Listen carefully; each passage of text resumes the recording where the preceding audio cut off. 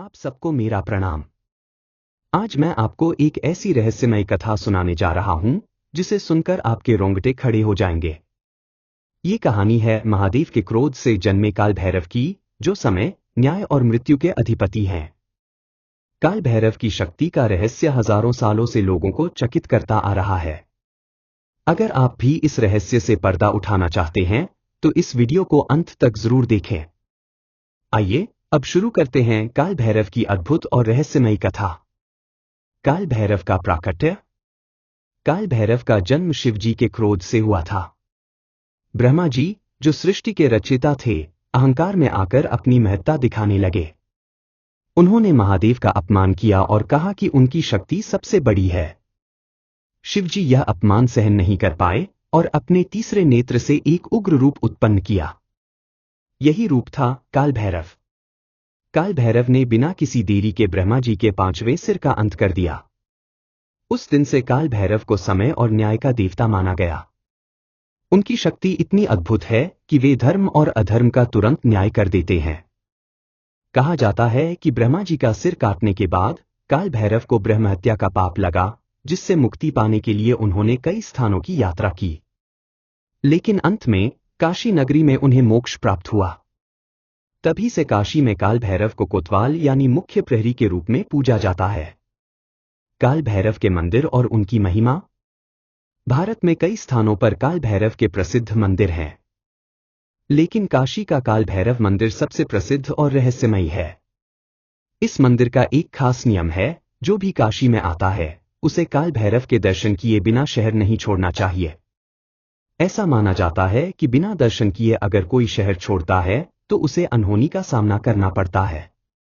यहाँ के लोगों का कहना है कि मंदिर में आने वाले भक्तों को कई बार अजीब अनुभव होते हैं।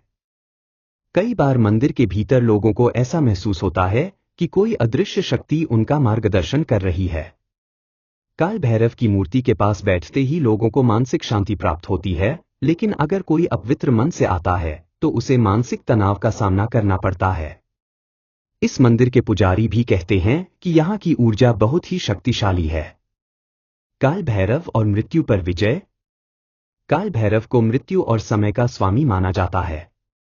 उनकी पूजा करने वाले भक्तों का मानना है कि वे समय और मृत्यु के बंधनों से मुक्त हो सकते हैं। एक प्रसिद्ध कथा है कि एक राजा, जो अपने अहंकार में डूबा हुआ था, काल भैरव के मंदिर में बिना श्रद्धा के आया। जैसे ही उसने मंदिर में प्रवेश किया, उसकी सारी शक्ति छिन गई और वह कमजोर हो गया। यह घटना उसे अपने जीवन की सबसे बड़ी सीख देने वाली थी। उसे समझ में आया कि काल भैरव किसी के अहंकार को सहन नहीं करते।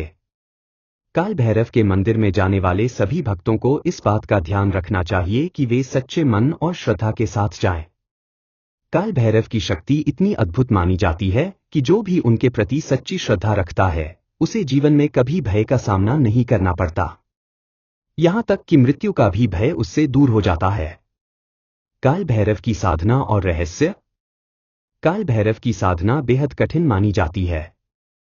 कहा जाता है कि केवल वही साधक जो अपने मन और आत्मा को पूरी तरह से शुद्ध कर लेते हैं, काल भैरव की साधना में सफलता प्राप्त कर सकते हैं। उनकी साधना करने वाले साधक मृत्यु के पार की शक्तियां प्राप्त कर लेते हैं। एक साधक की कथा प्रसिद्ध है जिसने कई वर्षों तक काल भैरव की तपस्या की। उसे ऐसी शक्तियां प्राप्त हुईं जिनसे वह भविष्य को देख सकता था।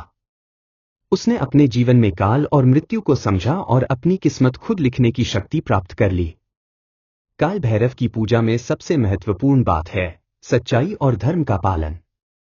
जो व्यक्ति काल भैरव के सामने झूठ बोलता है या धर्म का अपमान करता है, उसे तुरंत दंड मिलता है। उनके भक्त मानते हैं कि काल भैरव की शक्ति केवल उन्हें ही प्राप्त होती है जो अपने मन में सच्चाई और न्याय का पालन करते हैं। अगर आपको ये रहस्यमयी कथा पसंद आई हो तो इस वीडियो को लाइक करें और चैनल को सब्सक्राइब करना न भूलें। साथ ही नीचे कमेंट में लिखें कि आप अगली बार किस रहस्य के बारे में सुनना चाहेंगे। काल भैरव की शक्ति और उनके रहस्यों को समझने के लिए ऐसी ही और भी कहानियां आपके लिए लाता रहूंगा। तो दोस्तों, अब सवाल यह है कि क्या आप काल भैरव की शक्ति का सामना करने के लिए तैयार हैं? उनकी भक्ति में डूबकर आप अपने जीवन के सभी भय और संकटों से छुटकारा पा सकते हैं। काल भैरव केवल मृत्यु के देवता नहीं हैं, बल्कि जीवन को भी सही दिशा दिखाने वाले मार्गदर्शक हैं। अगर आप सच्चे मन से उनकी पूजा करते हैं, तो उनकी शक्ति आपको जीवन में नए आयाम तक पहुंचा सकती है। अगली बार मैं एक और अद्भुत और रहस्यमयी कथा के साथ वापस आऊंगा। तब तक के लिए धन्यवाद और प्रणाम।